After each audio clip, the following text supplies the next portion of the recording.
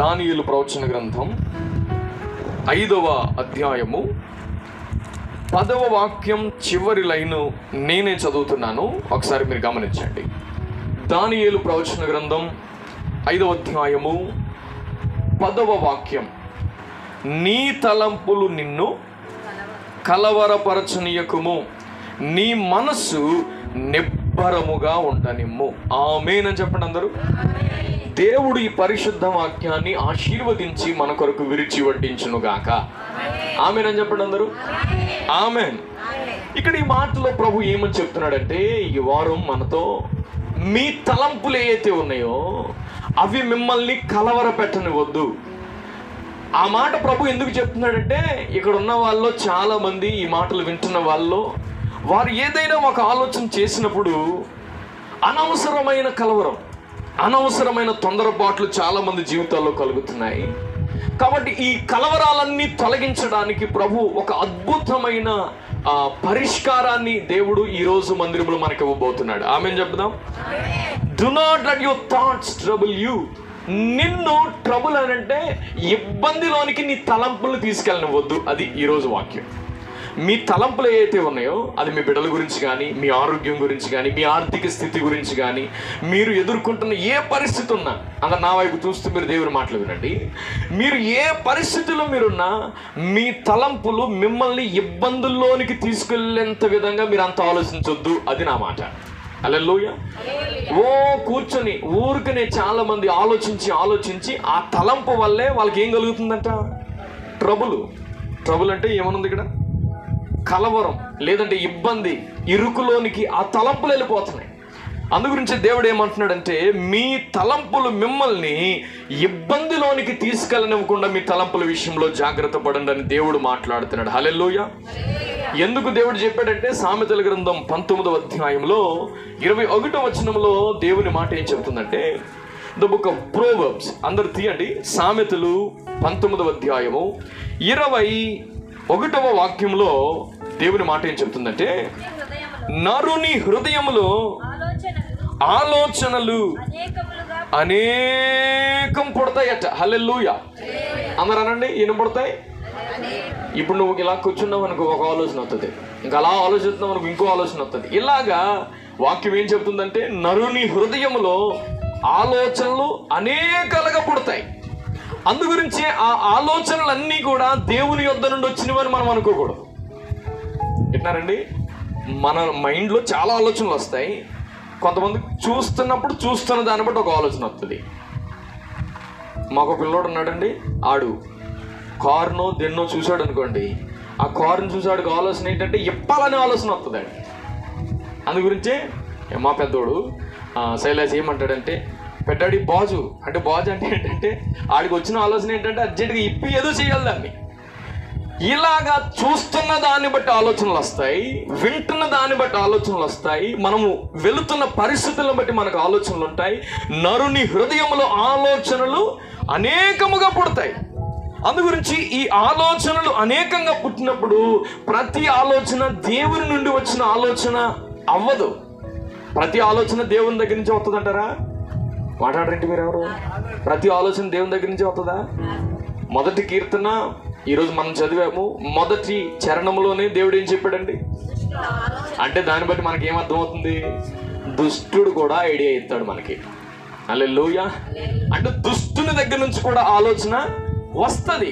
ఇప్పుడు ఆ ఆలోచన మనల్ని ఇబ్బందిలోనికి పడక మునిపే ఆ ఆలోచన దేని నుంచి వచ్చింది, ఎలా వచ్చింది అనేది మనము ఖచ్చితంగా గుర్తుపట్టాలి. అందుగురించే దేవుని వాక్యం అంటుంది, నీ తలంపులు నిన్ను కలవరపెట్టనియొద్దు, నిన్ను ట్రబుల్లోనికి తీసుకెళ్ళనివ్వద్దు అని చెప్తున్నాడు. ఎందుకు ఆలోచన విషయంలో ఒక వ్యక్తి జాగ్రత్త పడాలి అని అంటే, ఒక ఆలోచన విషయంలో ఎందుకు జాగ్రత్త పడాలంటే, ఇప్పుడు ఎవరైనా ఏదైనా పని చేస్తున్నారు, లేకపోతే వాళ్ళ లైఫ్ స్టైల్ గురించి మనం ఆలోచన చేస్తే, వాళ్ళు ఎందుకు వారి లైఫ్ స్టైల్ అలాగా మారింది అని అంటే ఆలోచన చేస్తే, ఒకటి వారి మనసులో ఒక ఆలోచన వస్తుంది. ఇప్పుడు అంత ఎందుకండి, ఐస్ క్రీమ్ బండు వెళ్తున్నాడు అనుకోండి, మీరు వాడిని ఏమని కేకేస్తారు? సుబ్బారావు గారు అని కేకేస్తారా? ఐసో అంటారు. ఎందుకంటే పేరు ఐసా, వాళ్ళ ఇంటి పేరు ఐసా, చెప్పబెట్టి ఐసా కాదు. కాయగూరలోడు వెళ్తున్నాడు అనుకోండి, అని ఏమని కేకేస్తాం మనం? చెప్పండి, కాయగూరలోడు ఇంటి పేరు కాయగూరలా? కాదు కదా. ఎందుకు వాడిని ఆ పేరెట్టి మనం పిలుస్తున్నాం? వాడు చేసే పనిని బట్టి. ఆడికి చేసే పని ఎక్కడి నుంచి వచ్చింది? ఆడికో ఆలోచన వచ్చింది, ఏమని? కాయగూరల వ్యాపారం చేస్తే బాగుంటుందని. ఎట్టున్నారా? ఈ రోజున కూడా ఎవరు ఏ పనిలో వెళ్ళి వారి మీద ఆ పేరు ఆపాదించబడుతుంది అని అంటే, ఒక త్రాగుబోతోడు ఊరికే తాగుబోతాడు అయిపోతాడా? వాడు తాగుతున్నాడు కాబట్టి తాగుబోతాడు అయ్యాడు. తిరిగిపోతాడు ఊరికినే తిరిగిపోతాడు అయిపోతాడు అవడు. ఇప్పుడు దీన్ని బట్టి మనం గుర్తుపెట్టవలసింది ఏంటంటే, మనందరికీ తెలుసు ఆలోచన అనేది తెలుగులో ఆలోచన, ఇంగ్లీష్లో చెప్పండి. ఇంగ్లీష్లో చదువుకున్న పిల్లలు ఉన్నారు కదా, బ్యాగ్లు వేసుకుని రోజు వెళ్ళిపోతున్నారు కదా, సెపరేట్ చెప్పండి. ఎరాబిగా మాట్లాడబెట్టరా. తలంపు, ఐడియా. ఏంటది? అందరూ అనండి, ఏంటది? ఐడియా. ఐడియా మీ జీవితాన్ని మాట్లాడరేంటి మీరు ఎవరో? an idea can change your life అనే మాట వింటాం కదండి మనం. అంటే ఒక ఆలోచన ఆ వ్యక్తి జీవితాన్ని మార్చేస్తుంది. అందు గురించి ఆలోచన చాలా మందిని తొందరపాటులోనికి తీసుకువెళ్ళక మునిపే ఆ ఆలోచన విషయంలో మనం జాగ్రత్త పడుదుము గాక. ఆమేన్ చెప్పండి అందరూ. ఆలోచన ఏదైతే ఉందో అది ఖచ్చితంగా ఒక రోజున పని చేయనిస్తుంది. మీరు రాసుకోండి, ఆలోచన తర్వాత ఏంటది? మన మైండ్లో వచ్చిన ఆలోచన క్రియారూపం దాలుస్తుంది, దాని పని అంటాం. ఇప్పుడు ఆ పని మాట మాటకి చేస్తే అది మనకి ఏమవుద్ది? అలవాటు అవుతుంది. ఏమవుద్ది? కొంచెం అనండ్రా నాయన. ఇప్పుడు ఒక ఆలోచన వచ్చింది, ఈ ఆలోచన ఇప్పుడు పనిలోకి నడిపించింది. ఈ పని రోజు చేస్తున్నాం అనుకోండి, ఆ రోజు చేసే పని మనకేమవుద్ది? అదే మన హ్యాబిట్. ఎందుకు తాగుతున్నావు అంటే, తాగుడు అలవాటు అయిపోయింది, సిగరెట్ అలవాటు అయిపోయింది, సీరియళ్ళు అలవాటు అయిపోయింది, బూతులు మాట్లాడలేదంటే అలవాటు అయిపోయింది అంటారు. ఎందుకంట? ఒక్కసారి వచ్చిన ఆ పని, ఒక్కసారి వచ్చిన ఆలోచన పనిలో పెట్టావు. ఈ పనిలో పెట్టిన దాన్ని మాట మాటికి చేస్తున్నావు. మాట మాటికి చేస్తే ఆ ఆలోచన అలవాటుగా మారిపోద్ది. ఆ అలవాటు అయిపోయిన దాన్ని బట్టి మన జీవితమే ఆ అలవాటును బట్టి పిలవబడుతుంది. అందు గురించే ఆలోచన పనుల్లోనికి రాకముందే, ఈ పని మాట మాటికి జరగకముందే ఎట్నారండి, ఈ అలవాటు మన జీవితాన్ని మీద ప్రభావితం కాకమునిపే మన తలంపు విషయంలో మనము జాగ్రత్త పడుదుముగాక. అందరు చెబుదామండి ఆమెన్. ఈ మాట నేను చెప్పినా మీరు చెప్పినా ఇదో ఆలోచించకమ్మా. ఒక్కొక్కసారి కొంతమంది అమ్మో ఎక్కడున్నావమ్మా? ఇక్కడే ఉన్నానయ్యా. మరి ఇక్కడే ఉంటే ఏంటంట ఆ దీర్ఘమైన ఆలోచన? చాలా మంది ఇక్కడే ఉంటారు కానీ ఎక్కడో ఆలోచిస్తూ ఉంటారు, ఎక్కడో ఆలోచిస్తూ ఉంటారు. ఆలోచించి ఆలోచించి ఆలోచించి పోనీ ఏమన్నా జీవితంలో ఏదైనా మార్పు తీసుకుని రాగలుగుతామా? అందుగురించి దేవుడు అంటున్నాడు, మన ఆలోచన విషయంలో మనము జాగ్రత్త పడుదుముగాక. అందరు గట్టిగానండి ఆమేన్. ఎందుకు ఈ మాట దేవుడు చెప్పాడనంటే, ఏ మనిషిలో అయినా వచ్చిన ఆలోచన ప్రకారంగా వెళ్ళిపోయాడు అనుకోండి, నేను ఇక్కడ డిసైడ్ అయ్యానండి ఇంకెలాగే వెళ్ళిపోతున్నాను అన్నాడు అనుకోండి. ఈ మధ్యలో జరిగిన సంభవం మీతో చెప్తాను. తణుకు ఎస్ఐ గారు ఉన్నారు కదా, ఈ మధ్యలో ఆత్మహత్య చేసుకుని చనిపోయాడు ఆయన. ఆయనకి చాలా మంది చాలా రకాలైన పరిస్థితుల మధ్యలో సుమారు నెలకి 90,000 జీతం అందుకుంటున్న అతడు ఒక్కసారిగా పరిస్థితులన్నీ మారిపోయేసరికి చాలా మంది ఫ్రెండ్స్ ఫోన్ చేసి చెప్తున్నారు, అయ్యా నువ్వు తీసుకునే నిర్ణయం మంచిది కాదు. నీ బిడ్డలు, నీ కుటుంబము, నీ పరిస్థితులు, దేవుడు నీకు ఇచ్చిన ఈ కుటుంబ జీవితం గురించి ఒకసారి ఆలోచించారంటే, ఆలోచన లేకోకుండా ఆయన మనసు ఏం చెప్పిందో ఆ మనసు ప్రకారంగా వెళ్ళిపోవటం వలన జీవితాన్ని కోల్పోవలసిన పరిస్థితి ఏర్పడింది. ఇప్పుడు నేను మీతో చెప్పాలనుకుంటున్నమాట, దేవుడు ఎందుకు ఆలోచన విషయంలో అంత కన్సర్న్ కలిగి ఉన్నాడు, ఎందుకు అంత దాని మీద ఆయన మాట్లాడుతున్నాడు అని అంటే, ఒకసారి యెషయా గ్రంథం 65వ అధ్యాయంలో 2వ వాక్యాన్ని మనం చూస్తే, తమ ఆలోచనలు అనుసరించి చెడు మార్గంలోనికి వెళ్ళిపోతున్నారంట ప్రజలు. సొంత ఆలోచన ఏదైతే ఉంటుందో ఆ ఆలోచన ఆ వ్యక్తిని చెడు మార్గంలోనికి తీసుకుని వెళ్ళిపోతుంది.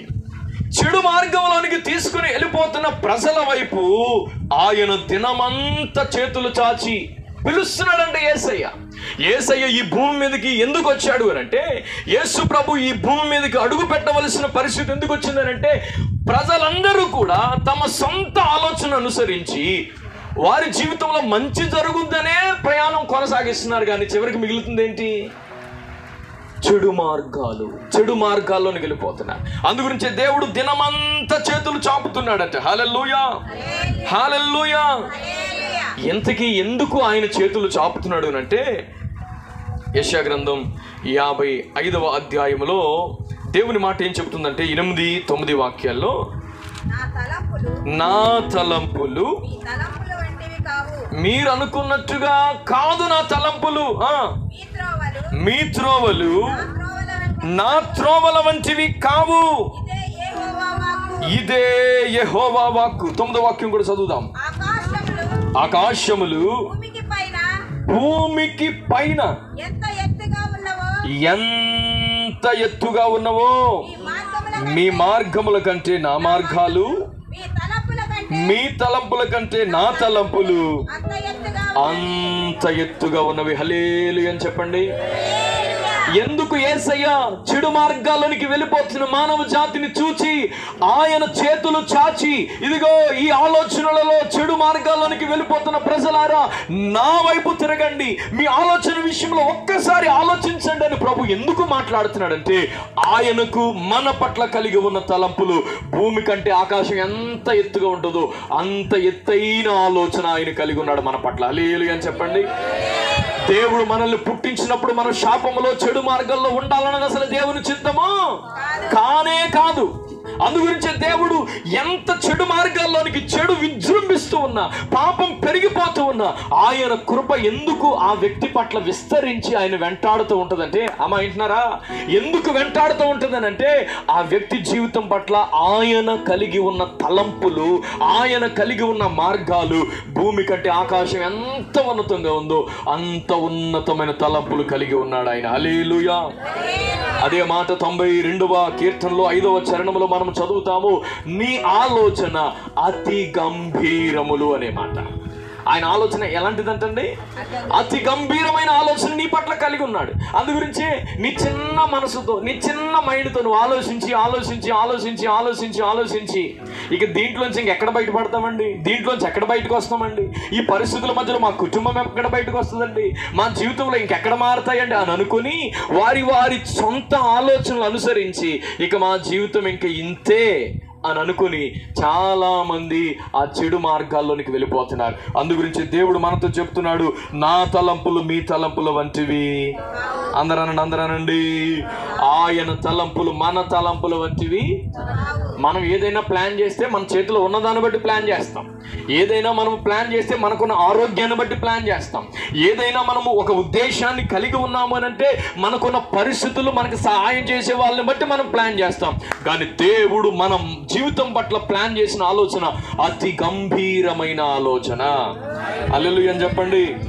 అది మీ ఆరోగ్య విషయంలో కానివ్వండి, ఆర్థిక విషయాల్లో కానివ్వండి, ఉద్యోగ విషయాలు, బిడ్డల విషయాల్లో, ఏ విషయంలో అయినా కానివ్వండి, ఆయన మన పట్ల అతి గంభీరమైన ఆలోచన కలిగి ఉన్నాడు.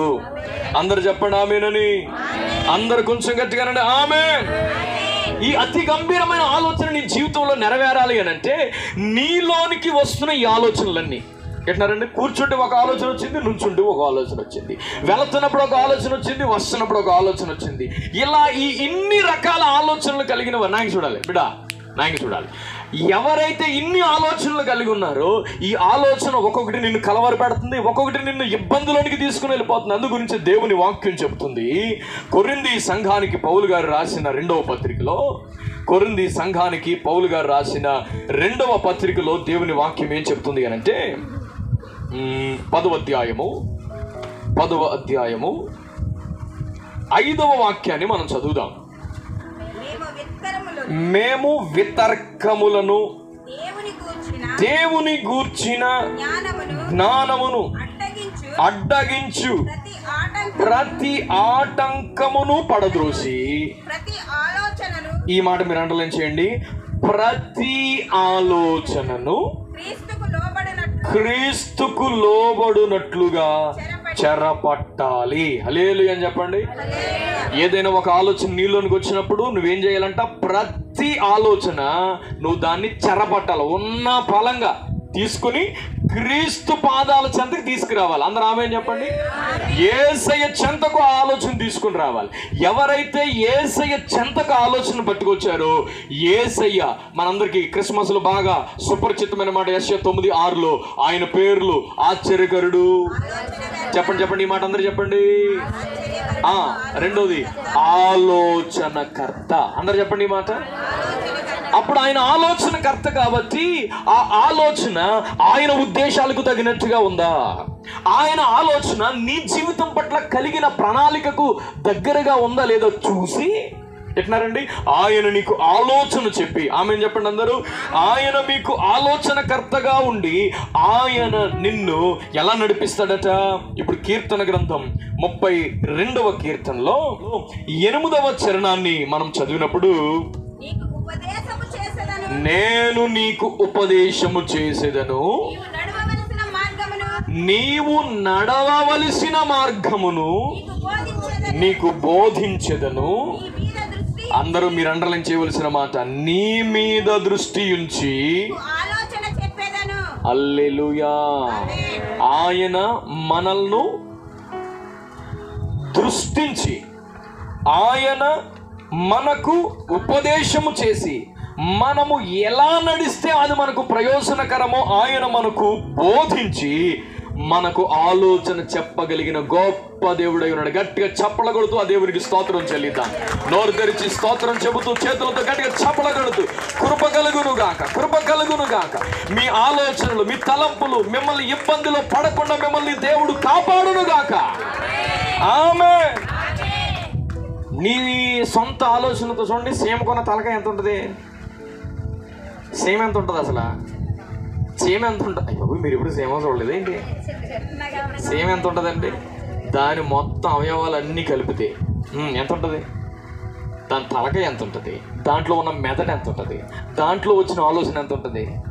అలాంటి సీమే ఎట్నారండి, కొట్టుకుపోయే ప్రవాహం వచ్చిన ప్రతిసారి మీరు సీమలను చూడండి, ఇలాగ మనం ఒక మగ్గు నీళ్ళు వేసామంటే సీమలన్నీ కొట్టుకెళ్ళిపోతా ఏ దొరికితే అది అట్టుకుని పైకి ఎక్కేస్తాకే చూస్తాయి. కానీ ఇక నా జీవితం అయిపోయింది అనుకుంటుందండి. అది అనుకుంటుందా? ఈ వేసవి కాలంలో మీరు గమనించండి, ఎక్కడ పడితే అక్కడ పుట్టలు వేసిపోవడానికి రీజన్ ఏంటి అనుకుంటున్నారు? మేము మా పిల్లలు రాబోయే దినాల్లో గొడవలు నింపేసుకోవాలని, రేయ్ ఎట్నావా ఎక్కడ అన్నం మీద కనబడితే మరి అది ఫోన్ చేస్తుందో ఫేస్బుక్ లైవ్ ఎత్తుందో తెలియదు, కానీ మొత్తం అన్నిటినీ రప్పించేస్తుంది. అక్కడికి రప్పించేసి పట్టరా రే పట్టో అని ఎదరు పట్టుకుని వెనకాల పట్టుకుని మొత్తం మీద తీసుకెళ్దా. ఆ చిన్న మెదడులో చిన్న ఆలోచనతో దానికి ఎంత చూడండి రాబోయే దినాలను కూర్చిన ఎంత ఆశ దానికి ఉందో. హల్లెలూయా. ఈ రోజును కూడా నువ్వు ఎదుర్కొంటున్న పరిస్థితులను బట్టి ఇక నా జీవితం ఇంతే అని నీ బుర్రని మొత్తం ఎంత ఉంది నీ బుర్ర? ఎంత ఉందా? ఎంత బుర్రలో ఎంత వచ్చిన ఇంత ఆలోచనలతో నువ్వే ఎంత ఓవర్గా థింక్ చేస్తున్నావంటే నిన్ను పుట్టించి నిన్ను ఈ రోజు వరకు పెంచి పోషించిన దేవునికి నీ పట్ల ఎంత ఆలోచన ఉండాలి అసలు?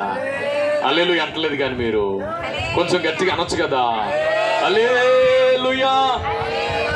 మనకి ఏ టయానికి ఏం జరగాలో ఏం చెయ్యాలో దేవుడికి తెలియదు అంటారా? దేవుడికి అన్ని తెలుసు. హల్లెలూయా. అందు గురించి ఆయన ఆలోచన అతి గంభీరమైన ఆలోచన.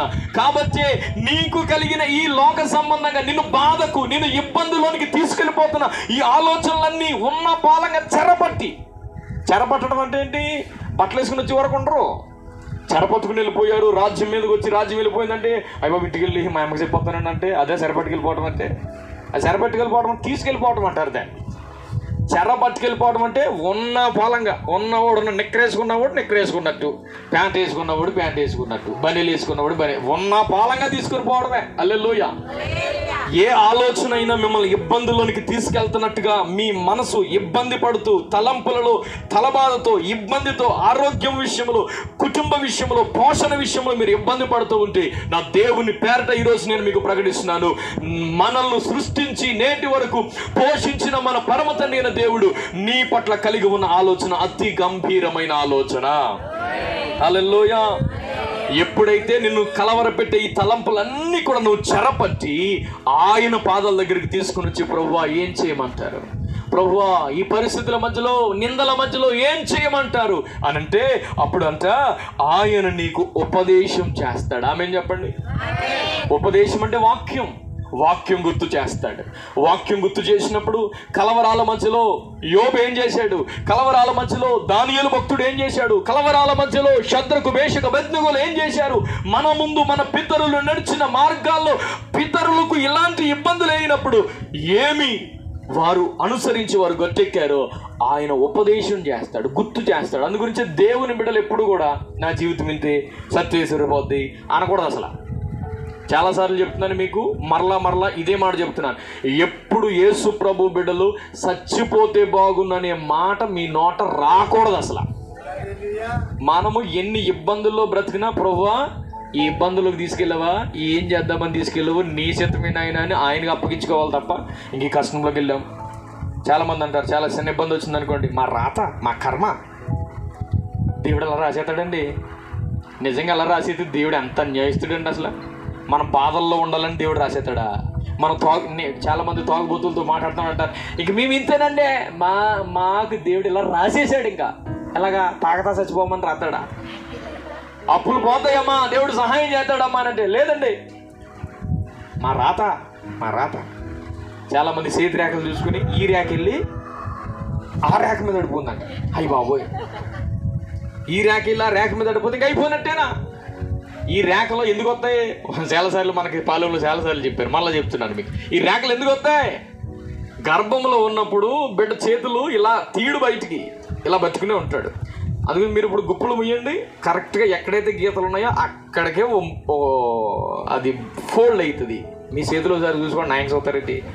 మీ చేతులు ఒకసారి ఇలా ఇలా ఇలా కొంచెం ఫోల్డ్ చేయండి. మీ చెయ్యి ఎక్కడైతే ఫోల్డ్ అవుతుందో అక్కడ గీత ఉంటుంది. అంతే తప్ప దాన్ని బట్టి మీ ఫ్యూచరు, దాన్ని బట్టి మీ యొక్క భవిష్యత్తు పొర్రపాటును కూడా ఉండదు. హల్లెలూయా. అందుగురించి మీ చేతి ఈ రేఖ వెళ్ళి ఆ రేఖ మీద అడ్డా, ఆ రేఖ వచ్చి ఈ రేఖ మీద అడ్డా, ఏ రేఖలో నీ జీవితాన్ని ఏమి మార్చవు. హల్లెలూయా చెప్పండి, కొంచెం గట్టిగా చెప్పండి.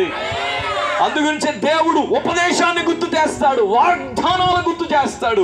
ఆ వాక్యాలు గుర్తు తెచ్చి నీవు నడవవలసిన మార్గాన్ని దేవుడు నీకు బోధిస్తాడు. హల్లెలూయా.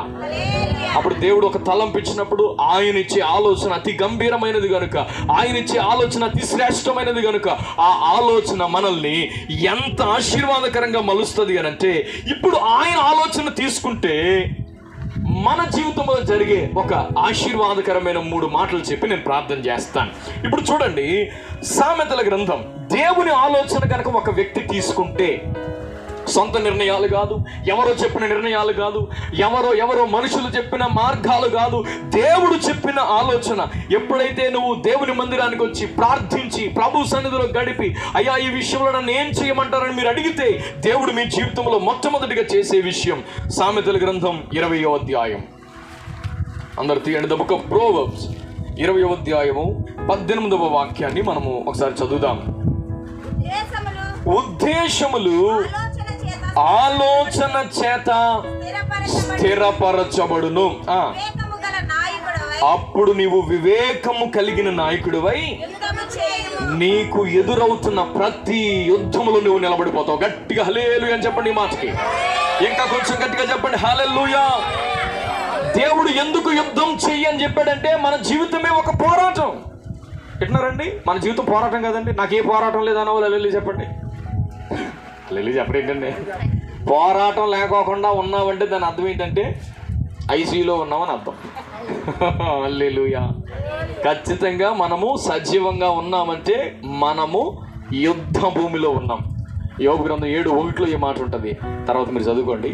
యోబు గ్రంథం 7:1 నరుని కాలం భూమి మీద ఏదో పోరాటం ఉంటుంది. ఏదో పోరాటం ఎందుకు వచ్చిందంటే, యేసుప్రభు నిన్ను ఏమనుకుంటున్నాడంటే, నువ్వు గొప్ప సైనికుడు అని అనుకుంటున్నాడు. అందుగురించి నీకు పోరాటం వచ్చింది. ఎంత పెద్ద పోరాటం వస్తే నువ్వు అన్ని డిగ్రీలు సంపాదించిన సైనికుడు అని అర్థం. హల్లెలూయా. ఏ పోరాటం లేదయ్యా అని అంటే నువ్వు సైనికుడు కాదు. మీరమ్మా వినపడుతుందా? హల్లెలూయా. ఇక్కడే ఉన్నావా? అందరు ఇక్కడే ఉండండి. హల్లెలూయా. కాబట్టి ఖచ్చితంగా మనము పోరాట భూమిలో ఉన్నాం. దేవుడు ఏమంటున్నాడు, మీరు కలిగిన ఉద్దేశాలు, ప్రభు మీ పట్ల కలిగిన ఉద్దేశాలు రాబోయే దినాల్లో స్థిరపడిపోబోతున్నాయి. అందరు చెప్పండి ఆమేన్ చెప్పండి. మొట్టమొదటిగా ఆ ఆలోచన స్థిరపడాలి. అది నీ మనసులోనూ స్థిరపడాలి, నీ కన్నుల ఎదుటను కూడా దాన్ని స్థిరపరుచుకోవాలి. హల్లెలూయా. ఎప్పుడైతే ఆ ఆలోచన ఇచ్చే దేవుని దగ్గరికి వస్తామో మొట్టమొదటిగా నా యేసయ్య మిమ్ములను స్థిరపరచునుగాక. అందరూ అనండి ఆమేన్. ఒకవేళ ఆర్థికంగా మీరు ఇంకా స్థిరపడలేదా, నా దేవుడు ఈ సంవత్సరం మిమ్మల్ని స్థిరపరచునుగాక. ఆరోగ్యాలు ఇంకా స్థిరపడలేదా, నా దేవుడు మీ ఆరోగ్యాలు స్థిరపరచునుగాక. మీ బిడ్డలు ఇంకా స్థిరపడలేదా, నా దేవుడు మీ కుటుంబాలను స్థిరపరచునుగాక. మీ ప్రతి పరిస్థితిని నా దేవుడు మొట్టమొదటిగా ఆయన ఆలోచన ప్రకారంగా గనక నువ్వు చేయడానికి నీ ఉద్దేశం పట్టుకుని ఆయన దగ్గరికి వస్తే నా దేవుడు నిన్ను స్థిరపరచునుగాక. అందరు చెప్పండి ఆమేనని. ఆమేన్. దేవుడు స్థిరపరిచే దేవుడు అండి. మనం కలవరాల మధ్యలో కన్నీళ్ళ మధ్యలో కాపురాలు చేయాలని ప్రభు కోరుకునే దేవుడు కాదు. ఖచ్చితంగా నా దేవుడు మిమ్మల్ని స్థిరపరచునుగాక. ఆమేన్ చెప్పండి అందరూ. రెండవ మాట, కీర్తనల గ్రంథం 73వ సంకీర్తన రెండవ మాట. మొట్టమొదటిగా దేవుడు స్థిరపరుస్తాడు మీ ఉద్దేశాలు, దేవుడు మీ పట్ల కలిగి ఉన్న తలంపులు స్థిరపరుస్తాడు. అప్పుడు మీరు వివేకం కలిగిన నాయకులై మీ యుద్ధాల్లో మీరు నిలబడి ఒక ఉన్నతమైన అభ్యున్నతిని మీరు పొందగలుగుతారు. 73వ కీర్తన 73వ కీర్తనలో 24వ చరణాన్ని మనం చదువుదాం. అందరు చదవండి గట్టిగా. నీ ఆలోచన చేత నన్ను నడిపించదవు, తరువాత మహిమలో నీవు నన్ను చేర్చుకుందువు. హల్లెలూయా అని చెప్పండి. ఎవరైతే దేవుని ఆలోచన చేత నడిపించబడడానికి ఒక తీర్మానానికి వస్తారో ఇక మీ జీవితం తర్వాత మహిమకరంగా ఉండబోతుంది. అందరూ చెప్పండి ఆమేన్. స్థిరపడిన జీవితం, రెండు మహిమకరమైన జీవితం, ద గ్లోరియస్ ఫ్యూచర్. దేవుడు ఒక అత్యున్నతమైన మహిమకరమైన జీవితాన్ని ఇవ్వాలని కోరుకుంటున్నాడు. హల్లెలూయా. దేవుడేమో మహిమకరమైన జీవితం ఇవ్వాలని కోరుకుంటే మనకు అపవాదుగాడు పెట్టే తలపు ఏం చేస్తుందంటే మన ట్రబుల్ని తీసుకెళ్ళిపోద్ది. ఎక్కడికి తీసుకెళ్తుంది? అందుగురించే నీ ఆలోచనలు నిన్ను కలవరపెట్టనివద్దు. ఏ ఆలోచన వచ్చినా రానివ్వండి. ఎందుకంటే దేవుడు చెప్పాడుగా, నరుని హృదయంలో ఆలోచనలు వస్తాయి, రానివ్వండి. ఎంత పరిశుద్ధుడికైనా వస్తాయి ఆలోచనలు, రానివ్వండి. ఓ రోజున ఏలియా మాస్టర్ గారు బీభత్సమైన సేవ చేసిన తర్వాత ఒక బదరి వృక్షం కిందకి వెళ్ళి ఏమంటున్నాడు, ప్రభువా తీసుకోను ఆయన. చాలామంది ప్రార్థన ఎలా కూడా చేస్తున్నారంట, తెలిసింది నాకు. తీసుకోను ఆయన. యేసుప్రభుకి తెలియదా ఇప్పుడు తీసుకోవాలో? నువ్వు చెప్పాలా యేసుప్రభుకి తీసుకోమని? తీసుకోను ఆయన. ఈ సేవ చేసేసాను ఆయన, సోహలేను ఆయన, తీసుకోను ఆయన అంటే యేసుప్రభు అన్నాడంట, నోరు మూసుకోరా అన్నాడంట. హల్లెలూయా. అర్థమైందా? తీసుకునే ప్రార్థన మనం చేయకూడదు. మనల్ని దేవుడు ఎంతకాలం పెట్టాలి కూడా అంతకాలం శ్రమ అయినా బాధ అయినా. హల్లెలూయా చెప్పండి. ఖచ్చితంగా దేవుడు మనల్ని స్థిరపరుస్తాడు. రెండు, ఆయన ఆలోచన కనుక నువ్వు తీసుకుంటే ఖచ్చితంగా యెజబెల్ ఆలోచన కాదు ఈ లోకంలో. రేపు లోగా నేను తెగులు చేస్తాను చూడు అందో మనిషి. అప్పుడు వరకు అద్భుతమైన సేవ చేశాడు. వాట్సాప్ని దిగుతున్నాడు ఇలాగా. వాట్సాప్ మెసేజ్ ఏమని వచ్చిందంటే, tomorrow you will be die. లేదంటే కనుక నేను అస్సలు ఊపిరి ఏంటదా పచ్చి మంచినీళ్ళు ముట్టుకొని అందో మనిషి. ఏమన్నా ఏలియా పాస్టర్ గారి సంగతి. ఆ వాట్సాప్ మెసేజ్ ఎందుకు చూశాడు కానీ ఇంకప్పటి నుంచి తీసుకొని అయినా అని ప్రార్థన. చాలామంది వాట్సాప్లు చూసి ఫేస్బుక్లు చూసి అయ్యి బాబోయ్ కరోనా కంటా భయంకరం అంటండి బాబా. ఏంటది? ఏదో వైరస్ వచ్చేసి ఇంకందు గురించి వెళ్ళకు. ఈ అమ్మ చచ్చికి రావట్లేదంటే వైరస్. మీ తలంపులు మిమ్మల్ని కలవరపెట్టను ఇవ్వద్దు. ఆమె చెప్పండి. అసలు ఎలాంటి తలంపులైనా రానివ్వండి. అన్ని తలంపులు మనం యేసుప్రభు పాదాల దగ్గర పెట్టేసి డిజైన్ చేయాలా. ఏది ఎట్లా ఉండాలా?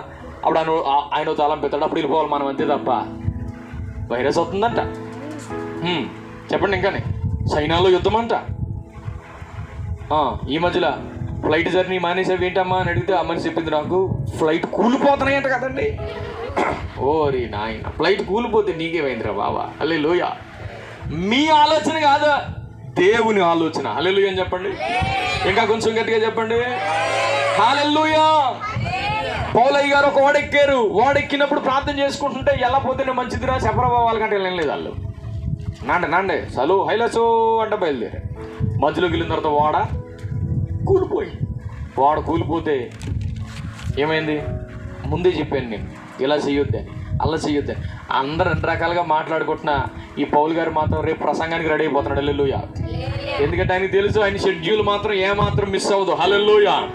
దేవుడు నీకు ఇచ్చిన షెడ్యూల్, రేపు నువ్వేం చేయాలి, ఎల్లుండి నువ్వేం చేయాలి, నీ బిడ్డలు రాబోయే దినాల్లో ఏ ఉద్యోగాలు చేయాలి, నీ గర్భాన ఎంతమంది పిల్లలు పుట్టాలి, దేవుడు ఆల్రెడీ సెట్ చేసి ఉంచాడు. ఆమె అంటలేదు మీరు? ఆమె దేవుడు మిమ్మల్ని స్థిరపరుస్తాడు. అంతకు మించి మహిమకరమైన భవిష్యత్తు దేవుడు మనకిస్తాడు. ఆ మాట చూడండి, ఎంతమంది 73 మరలా చదువుతారు ఒకసారి. 24 నీ ఆలోచన చేత నీవు నన్ను నడిపించదవు, తరువాత మహిమలో. ఎంత అద్భుతమైన మాట. హల్లెలూయా. మహిమకరమైన జీవితం, ఒకటి స్థిరమైన జీవితం, 2 మహిమకరమైన జీవితం. 3వ మాట, ఈ మాట చదివి మనం ప్రార్థన చేస్తాం. ఫిలిప్పీ పత్రిక 4వ అధ్యాయం అందరు తీయండి. పౌలు గారు ఫిలిప్పీ సంఘానికి రాసిన పత్రిక, ద బుక్ ఆఫ్ ఫిలిపియన్స్ 4వ అధ్యాయం 6-7 వాక్యాలు మనం చదువుతాము. దేనిని గూర్చి మీరు చింతపడద్దు, కానీ ప్రతి విషయంలోను ప్రార్థనలు విజ్ఞాపనలు చేత దేవునికి థ్యాంక్స్ చెప్పుకుంటా మీ విన్నపాలు దేవునికి తెలియచేయండి. ఈ మాట మీరు అండర్లైన్ చేయవలసిన మాట. అప్పుడు సమస్త జ్ఞానానికి మించిన దేవుని సమాధానం యేసుక్రీస్తు వలన మీ హృదయములకు మీ తలంపులకు కావలిగా ఉండబోతుంది. గట్టిగా హల్లెలూయా అని చెప్పండి. మన ఆలోచనలు చాలా కలవరపెట్టే ఆలోచనలు ఒకవేళ వస్తే రానివ్వండి, కానీ ఆ ఆలోచన ప్రకారంగా ముందుకు అడుగులేయొద్దు. ఆ ఆలోచన పట్టుకొని కలవరాల మధ్యలో కాపురాలు చేయొద్దు. ఆ ఆలోచన పట్టుకొని డాక్టర్ గారు ఇలాగన్నారండి, లేదంటే వాళ్ళు ఇలాగన్నారండి అని ఆ రిపోర్ట్లను బట్టి కాదు మనం మాట్లాడవలసింది. అవన్నీ కూడా కృతజ్ఞతాపూర్వకంగా ప్రభు సన్నిధిలో మనం తెలియజేసినప్పుడు ఇక్కడ రాయబడిన మాట, సమస్త జ్ఞానానికి మించిన దేవుని సమాధానం. అందరు చెప్పండి, సమస్త జ్ఞానానికి మించిన దేవుని సమాధానం. దేవుని సమాధానం దేనికి మించిందంట?